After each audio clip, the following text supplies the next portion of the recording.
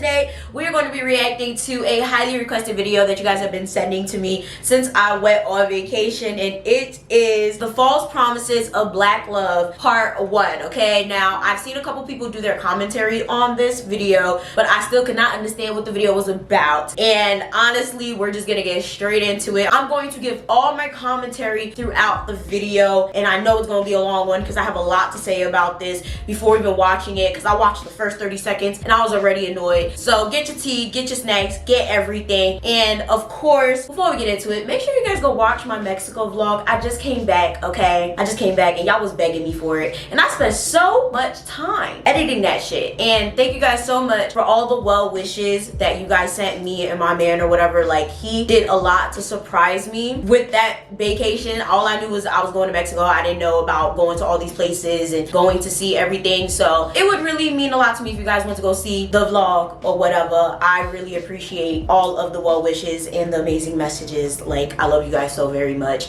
But yeah, let's get straight into the reaction. Ever since you were a little girl, you've been seeing images of black love on the TV screen that looked like this, or this, or this. But in reality, black love has always looked a little more like this. Extra aggressive. You are the fuck.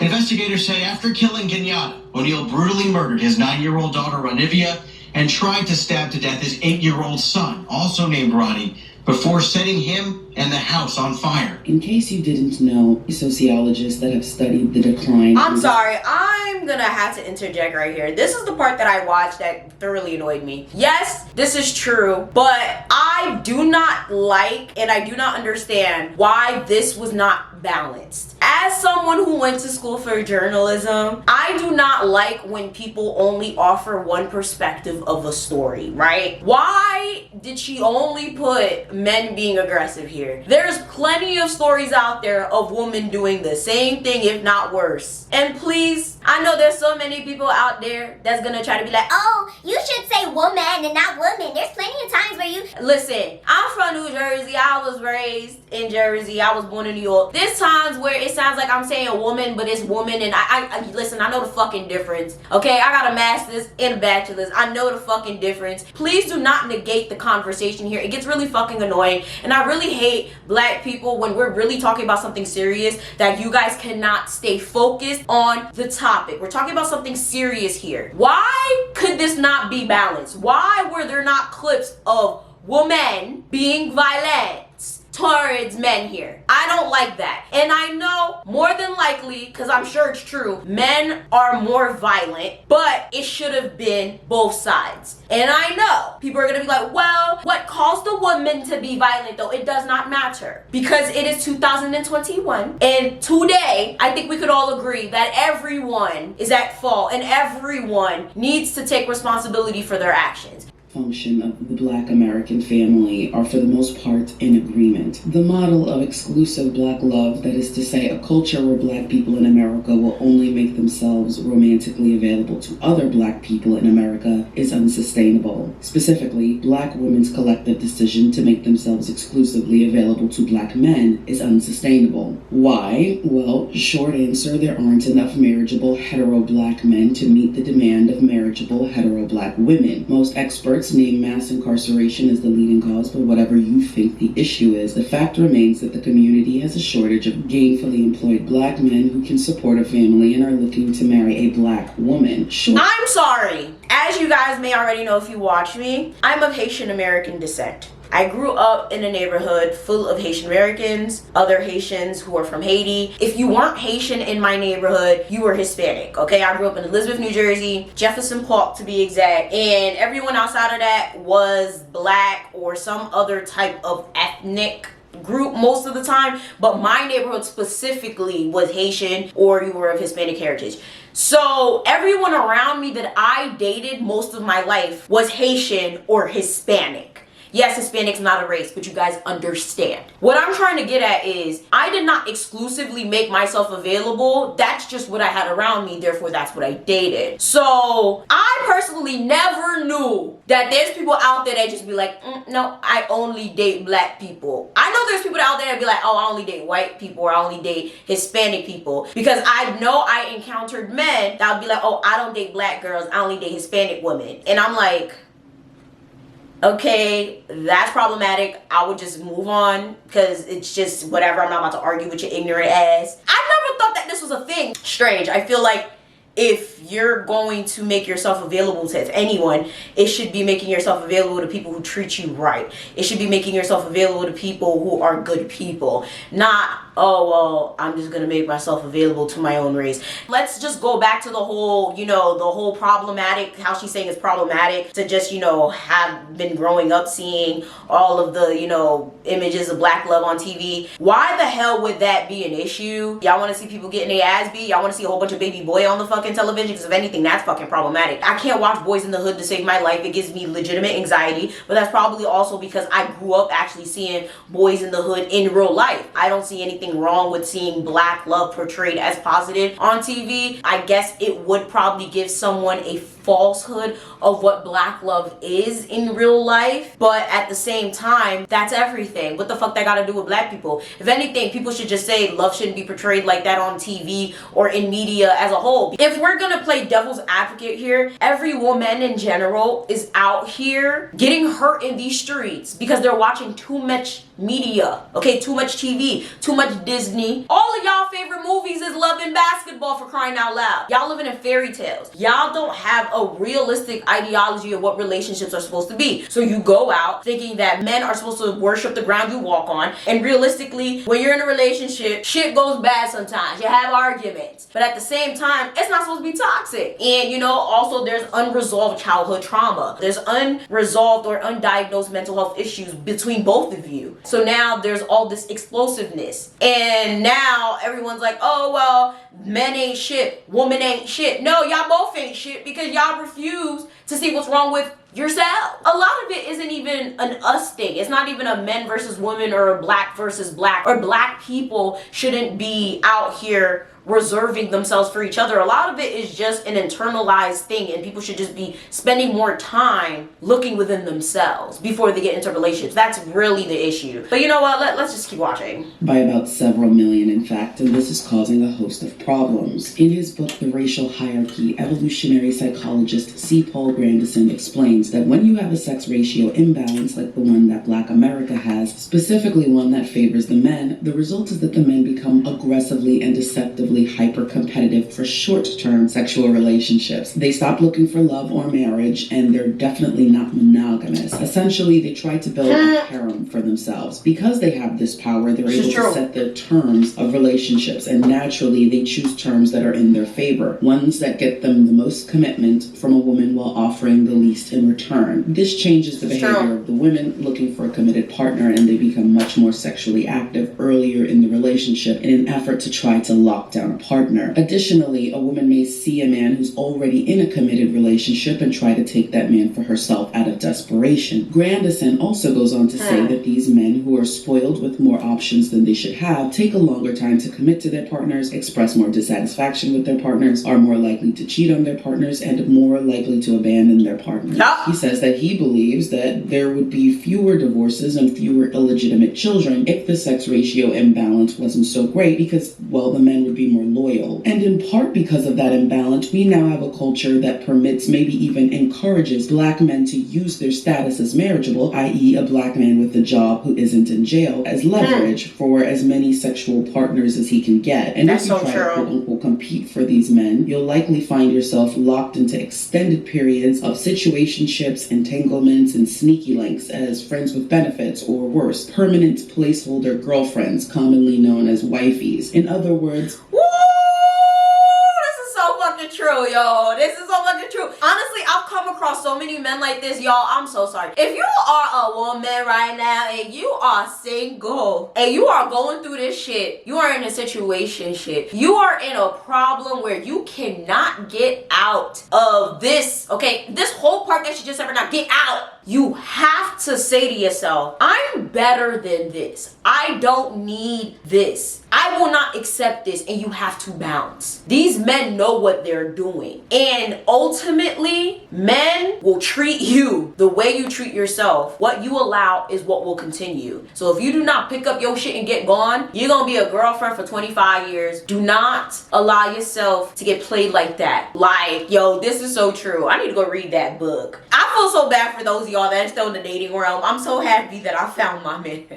Cause I don't want to be dating anymore. There's too many of these dudes that are like this. It's like if they're not a bum, they act like they're fucking gods because they're like not a bum. It's like, bro, like it's mad insane. Like they literally be acting like you should be worshiping the ground that they walk on because they do basic adult activities and necessities that they should be doing. Oh, the ego. Very little return on your investment. And yet, you were being pitched black love by black media and the conscious community like it's the answer to all of your problems. Like it's the answer to all of the community's problems. All black men and women need to do is come together and restore the black nuclear family. Stop this fighting on the internet and problem solved. We're unstoppable. But instead of addressing what experts have identified as the core issues destroying black families, like male unemployment and underemployment, and the high crime rates amongst black males that lead to the sex ratio imbalance, the community has decided that you are the actual problem. You say that you can't find a good black man. They say that you're overlooking them for the thugs and players. You say that you're not attracted to thugs and you've never dated one. They say that good black men find you to be too masculine. You say you've never had a problem attracting men, just getting commitment and monogamy out of them. They'll say you didn't earn it or that high value men have the right to exercise their options. You'll explain that they aren't that high value because you're going more than 50-50 on everything. They'll say that your standards are unrealistic. You say that you commonly date men who don't meet your standards. They'll say that you need to choose better. You'll say there isn't better to choose from. And here we go back and forth in an endless circle jerk with no one acknowledging the real issues. And why won't they do it? Why won't they simply say that the men aren't playing their part in the institution of black love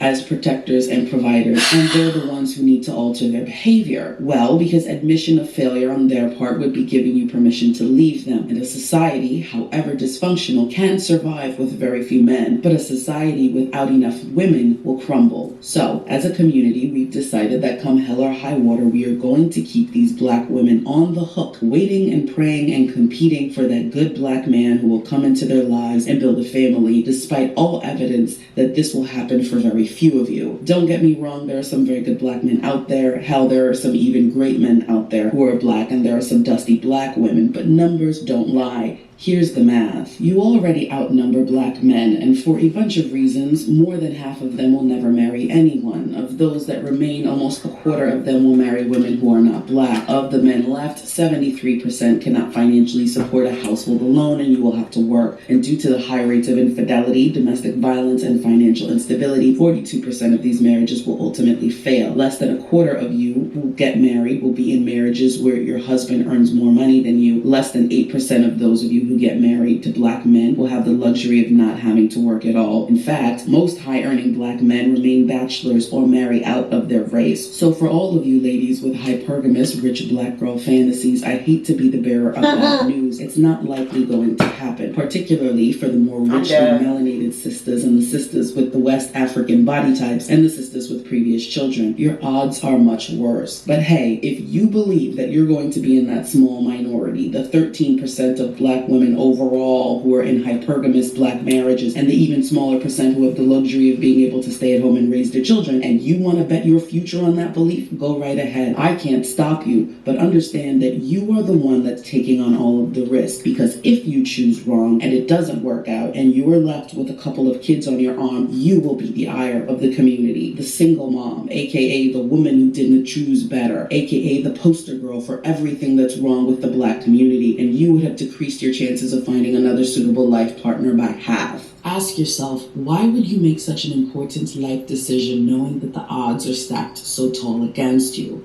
Well, this pipe dream has been pushed on you since birth. Black love is almost exclusively sold to black women. Not only is Alright, let's Pause. That was a lot to take in. She's not right, but she's not wrong. There's a lot. There's a lot of facets to this, and it's not just, okay, men to blame. I feel like women are to blame too, but she's right in the fact that they almost always exclusively blame this issue on women. We're not gonna sit here and act like a lot of these women are not out here looking for thugs, picking niggas that really be coming straight out of jail, out here like literally picking up niggas off the street. Like, let's be real, like we're not gonna say that a lot of people are not picking people that they shouldn't be with, men and women. That, like, we're not gonna sit here and act like that's not accurate. That is true, but we're also not gonna act like a lot of these men do not pull their weight. Everyone is to blame, and that's the main reason I wanted to make this video. One reason we can't mesh well and we don't do well together is because we don't know how to talk to one another. That goes for all our relationships, whether we're talking about friendships, relationships, shit, even family. When we get mad, communication goes out the fucking window. Y'all need to learn to understand that it's not okay to call people out of their name when you're upset. A lot of people cannot come back from that. You need to understand that if you cannot communicate effectively with your partner, with your friends, with your family, with anyone, people may harbor that and use it against you. When you sit in there having all these little situationships and stringing people along and doing all of that shit, a lot of that does come from you harboring anger against your partner because you do not know how to communicate. Another one is letting someone roll all over you and use you like dirt and not saying shit because, oh, they grown, they should know what they did. That is toxic. I was one of those people. You could probably find story times of me saying, well, I ain't say nothing to that motherfucker because they should know what the fuck they did, they grown. It's toxic. Understand, you guys were not raised in the same household. You guys were not raised by the same person. You do not know what that person went through every single fucking day. That person may have also been raised in the same household as you. You still don't know what the fuck that person went through every day. Everyone internalizes things differently. Why would y'all rather go on Instagram and run to social media instead of running to your partner? It's beyond me. It's not that hard to text your partner and say, I don't like what you did. Black people, and everybody watching this, but I'm talking to my black people because this is about black love. We have a communication issue. We have a communication problem. If you've been told that you ain't shit all your life and all of a sudden someone comes and they're like, yo, I think you're dope. I think you're lit. It's easy to just be like, oh my God, yes, someone loves me. But when you're literally like 30 plus and you falling for that shit, kill that noise, get some fucking therapy. There's no way you're falling for it. I understand the whole go where you're loved statement, but that should be a go where you're loved on an individual basis, not in a race. We should know better at this point that in a general sense, certain races of people as a whole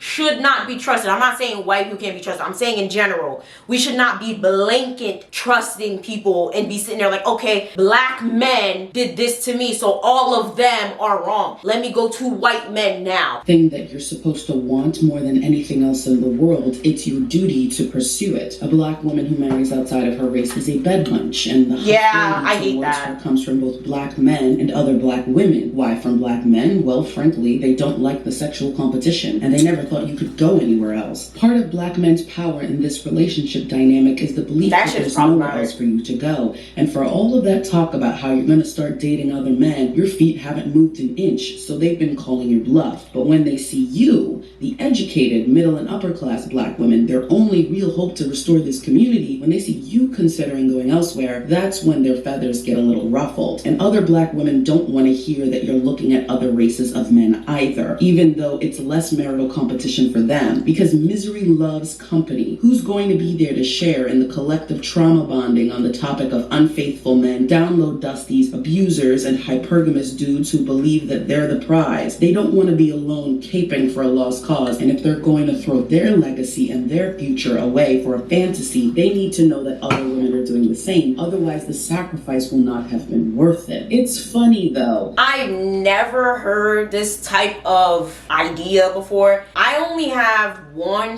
friend that's married to a white man. Everybody else I know is like dating a white man. She honestly just got married to him out of like secret. Like she just popped up married one day. We were just like, oh, okay. Like no one really fucking cares. But that's also because like my friends are very different from, I guess, typical female friends. Like I honestly just found out that there's like a lot of women out there that like sit around with their friends talking about dick all day. And for me, I'm that type of person. I'm very, very strong on don't talk about your relationship issues with other people unless it's over. Because what's gonna happen is I'm gonna say something you don't like, or I might influence something you do, and I don't know the whole relationship. Then I say something and then I influence you, and you know, I can see where she's coming from. Misery does love company, and I can see why that could be, you know, a thing. Comment down below if you guys have had something like that happen to you. Although I'm one of those people that has predominantly dated black men, I could understand why, I guess, if I were to date a white man, or if like, you know, this was a scenario that I would see happen, why someone would be like, oh well, you know, they're kind of a little jealous, or they're kind of like looking at you and side-eyeing you like, But I have seen it the other way around, where like girls will look at men and be like, oh, you're dating a white girl, like why would you do that? Like, black men don't seem to have this visceral reaction to the idea of other black men in interracial relationships. Nope. Their socialization is much different from yours. Don't get it twisted. It's a hustle. Getting you to believe in black love ensures their survival while they can go out and be with whoever they want to be with. That's true. Most of the time, they seem to believe that they don't need you to create black children. Their seed is so strong that they can make a black family all by themselves. That is so true. If this is a black child, then two can play that game. Now let me be clear. Only a black woman can create this and this and this. But if black men are determined to eugenicize themselves via colorism and externalized self-hatred, there is no reason for you to put your legacy on the line trying to stop them. They've already dubbed biracial black women as your suitable replacement, and you're not going to be able to stop the incoming buffer race of mixed children that black men created from enjoying light-skinned privilege that unambiguously black children will not take part in. So why try? For those of you who want to have children of your own, your first priority needs to be to give them a father who can protect them and provide for them. And so many black women ignore this basic requirement. So many black women watch their children walk to school in unsafe neighborhoods and go to underserved public schools and spend their young adulthood running the gauntlet trying to escape poverty. And for what? For black love. For a BBC, is that what you're going to tell your kids their future was worth? Black men are not sacrificing bachelorhood or snow bunnies so that you can feel protected. They have... She ain't say a word, yo. She doesn't say a word. That was fact. But at the same time, let me say some shit like that. Niggas would have been fucking eating my ass alive. Like, what? Like, I think this is because I've never really sat there and heard of anyone like sitting there like, oh, I'm gonna save myself for a black person. I've never heard of this. If y'all are doing this, y'all need to stop. That's actually mad crazy. Like, I have my preference. Like, I love me a dark-skinned man. I love me a dark-skinned man with a beard and stuff, and I got him. But at the same time, I would never sit there and discriminate. And also, when it comes to Haitian people, I do see that they usually end up with each other anyway. But I feel like in other races, in other, you know, ethnic groups, they kind of make it a point to do that. If anything, I say that they do it. Like, so in Indian cultures, in other, you know, like Asian, like Korean, Chinese, Vietnamese, like they really make it a point to usually marry their own kind. I feel like when it comes to Haitians, I can only speak for Haitians in this case. I'm not sure for other Caribbean or even like specific African countries if they do this. But like, we literally will sit there, we could date white people, we could sit there and date like Puerto Rican, Dominican, whatever. And it's not really consciously though. It's not like someone sits there and forces us. I kid you not, I remember when my parents asked me what type of person I was gonna marry, and they were like, and I told them Haitian, they were shocked. Like, they didn't expect it. It's not like they like pressured me, but I kid you not, I don't think they necessarily wanted me to date or marry another Haitian person. Like, they were like, are you sure you want to do that? Like, you sure? You know, but it's not like a thing where they kind of pressure you to, you need to marry a Haitian, da da da. But I feel like a lot of women would prefer their boys to end up with a Haitian girl because, you know, they want her to be able to still cook for him and stuff like that. But I feel like with Haitians, a lot of us are so into our culture, into the music, the food, the holidays, that it's like if we don't marry a Haitian person, a big part of our identity is like gone. You could teach the person, but it's not the same. But if you're one of those people that is continuously like at Haitian events, going to a Haitian church, going to, you know, Haitian this, that, and the third, speaking Creole, you have Haitian friends, there's Haitian jokes, Haitian insiders all the time, and you go and you marry somebody that's not Haitian, it's completely different. And I'm not saying you can't, but it's like, it's gonna be so much harder. You're gonna feel like a part of your life is stripped away. So I feel like naturally most Haitians just always end up marrying a Haitian, whether they want to or not, all day. So it's crazy. She's right. You know, if you guys are really sitting here putting yourselves at risk to date these fucking dusties just because, oh, I want to be with a black man, or I'm saving myself to be with this black man, you know what? I'm lying. Let me scratch all of that. I have come across women that be like, oh no, this white man tried to talk to me, but I'm never gonna date this white man. I can't date this white man. I only date black men. I'm lying. I definitely have I just had a flashback. I do know people who do this. This is problematic. And then the black men that they be dating is just literally not worth a fucking can of soup. Like, no, bro. Like, bitch, you about to end up in the fucking project. Like, don't do this, ladies. Please don't. Please write. Yvana via track star.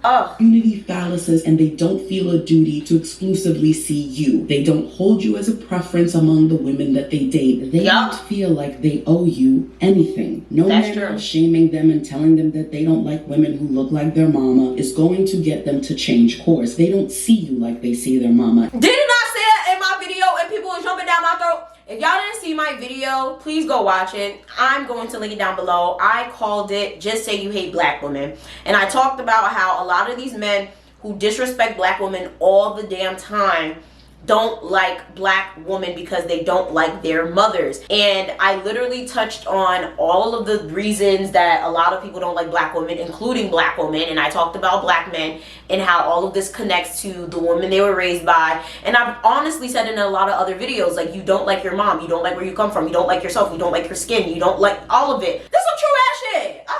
They did, it wouldn't help. Black men's war against the single mother is evidence of a resentment toward the very women who birthed them and raised them alone. They're now looking towards other women that they see as more valuable who aren't so frequently abandoned. That's true.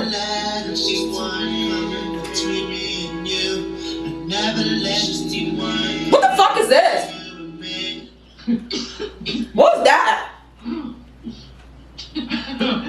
But trust me, you are not losing out on anything. Black men have absolutely no history of protecting women. Not on the coast of West Africa 400 years ago, not on the Underground Railroad 200 years ago, not during Jim Crow 100 years ago, and not during the crack boom 50 years ago. They have not ever adequately provided for their families either. And at a time where men of other communities are building and expanding and going to the freaking moon, black men are in chat rooms complaining about how you won't submit to them, while other men are trying to attain masculinity through achievement, wanting to compete with other men and conquer other men. Black men just want to conquer you. They're obsessed with your submission, possibly because it helps them forget that there are other men who are subjugating them. They blame their ineptitude on feminism, welfare, and white supremacy, and conclude that the solution to this is to chase down women of other races to teach you a lesson. Yet somehow they still achieve similar or worse results with these same women. I think that whole part is kind of problematic, and this is why. I do feel like sometimes feminism can get very problematic. I do feel like men need to stop this whole, like, oh, women need to bow down to me, blah, blah, blah, because a lot of y'all don't have shit to bow down to. Like, what the fuck am I bowing down to? First of all, what do I look like, a dog? Second of all, like, what are you offering me, bitch? Like, a cookie? Like, I could buy my own cookie. And third of all, I personally am very, very on the fence with these types of ideologies, because at the end of the day, not only am I a woman first, but I also understand that I'm going to be a mom one day, hopefully, right? And I would assume that I may have a son, right? And when I have a son, I'm gonna be terrified. And I'm gonna be way more terrified because I know that women can hold their own in the world. I feel like we are so much smarter and we can navigate and be just great. No one can fuck with us. We are smart, we are educated, we are like so much better at handling conflict, trauma.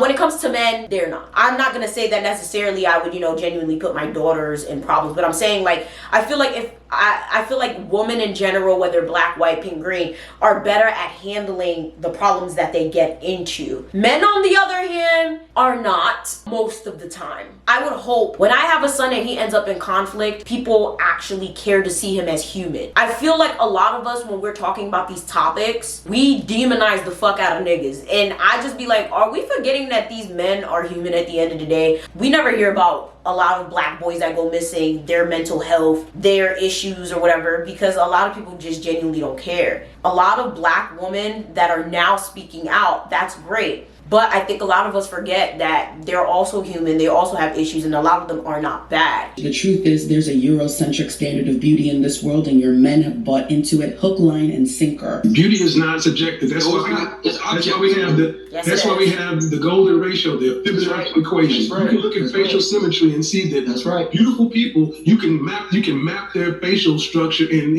it goes to a mathematical calculation. Oh yeah. Beauty is universal. And the thing is, we're talking about black women, they are on the opposite end of the spectrum on all ranks. That is so disrespectful. Oh no, he did not. Was that Kevin Samuels? Doesn't this sound strangely similar to the pseudoscientists who argue that the African skull is more similar to an ape and that black people naturally have lower IQs? But this is coming from supposedly your men in 2021. After all that marching and protesting you all did for them, they won't even protect your image. This is how they see you, as practically untouchables, quick to remind you that you're not anyone's first choice, and while casually forgetting that they're not anyone's first choice either except yours, and yet so many of them still manage to successfully find partners elsewhere. In fact, it's your overt worship of their image that raises their desirability factor amongst other women because...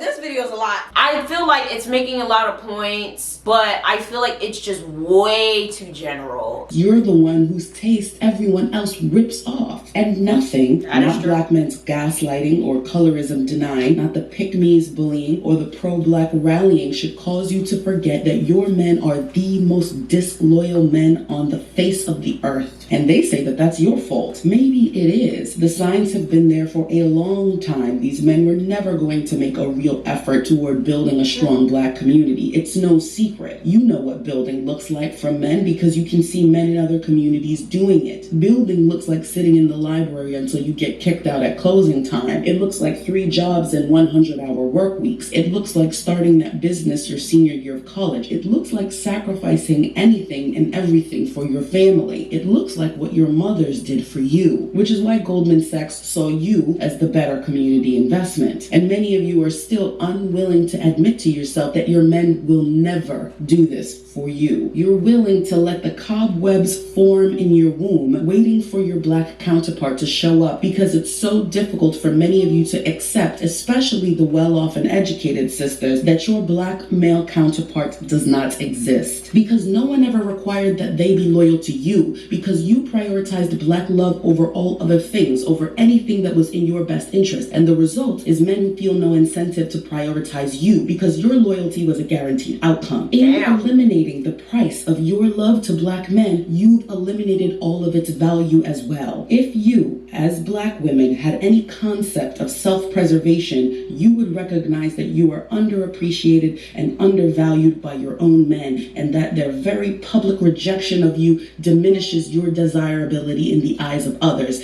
And if there is any hope for happiness for black women and their future children, different choices in men are necessary. I will not lie to you, it's unlikely that there will be another group of men who will elevate your image above their own women, but it doesn't matter because as it stands right now, even with black women being supposedly everyone's last choice, there are more non-black men in this country interested in being with you than there are black women in the total population. Perks of being such a small minority. And going where you can build a stable family isn't a betrayal of the black community. Black men have been talking black and sleeping white for almost a century, and if your uterus is the only tool the community has left to rebuild itself, then it's already over. Course correction is about realizing when you've been taken for a ride and switching gears as soon as you can. To do nothing at this point would make you a 2-time loser. Do what the men did, but do it better. Choose better. Whew, that was a lot. So now that I actually listened to all of it, took all of it in, and actually thought about it, low-key, high-key, I feel like this is one of those videos that's actually subconsciously supposed to make you start dating white men